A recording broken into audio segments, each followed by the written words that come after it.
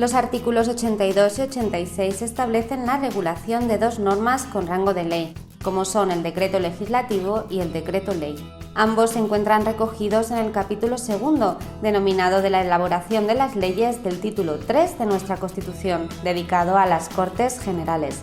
Debes tener en cuenta que la potestad legislativa, es decir, la competencia para elaborar las leyes, se atribuye a las Cortes Generales. No obstante, la Constitución recoge la posibilidad de que el Gobierno, que constituye el Poder Ejecutivo, pueda dictar normas con rango de ley. Partimos del artículo 85 de nuestra Carta Magna, que señala que las disposiciones del Gobierno que contengan legislación delegada reciben el título de decretos legislativos.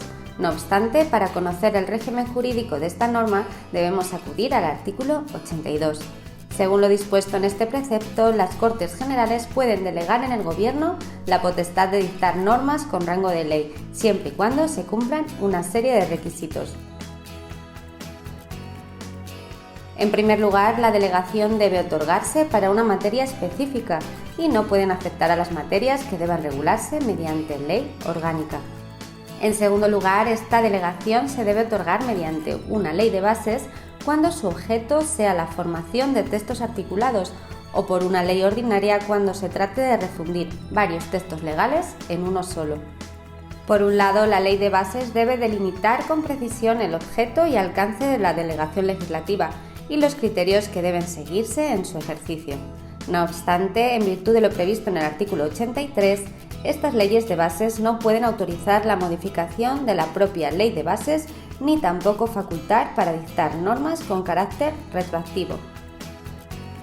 Por otro lado, en cuanto al contenido de la ley ordinaria, la autorización para refundir textos legales debe determinar el ámbito normativo al que se refiere el contenido de la delegación, especificando si se circunscribe a la mera formulación de un texto único o si se incluye la de regularizar, aclarar y armonizar los textos legales que han de ser refundidos. En tercer lugar, esta delegación debe otorgarse al Gobierno y no se permite la subdelegación a autoridades distintas del propio Gobierno. En cuarto lugar, la delegación debe ser expresa, es decir, que no puede entenderse concedida de modo tácito o implícito. En quinto lugar, debe fijarse un plazo para su ejercicio, es decir, que debe otorgarse por tiempo determinado. Además, la delegación se agota por el uso que de ella haga el Gobierno, mediante la publicación de la norma correspondiente. Por último, y sin perjuicio de la competencia propia de los tribunales, las leyes de delegación pueden establecer, en cada caso, fórmulas adicionales de control, que se encuentran recogidas en los artículos 152 y 153 del Reglamento del Congreso de los Diputados. Nos vamos ahora al artículo 86, que establece la regulación de los decretos leyes. Estos deben ser dictados por el Gobierno únicamente en casos de extraordinaria y urgente necesidad. Además, conviene matizar que los decretos leyes no pueden afectar a las instituciones básicas del Estado, a los derechos, deberes y libertades de los ciudadanos regulados en el título 1 de la Constitución, al régimen autonómico ni tampoco al derecho electoral general. Como consecuencia del riesgo que implica el abuso al que puede dar lugar esta figura, los decretos leyes pueden tener una doble intervención parlamentaria.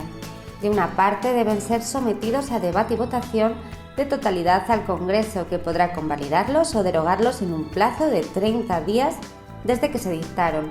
El procedimiento para la convalidación está regulado por el artículo 151 del Reglamento del Congreso de los Diputados y tiene carácter especial y sumario. De otra parte, pueden ser tramitados como proyecto de ley por el procedimiento de urgencia.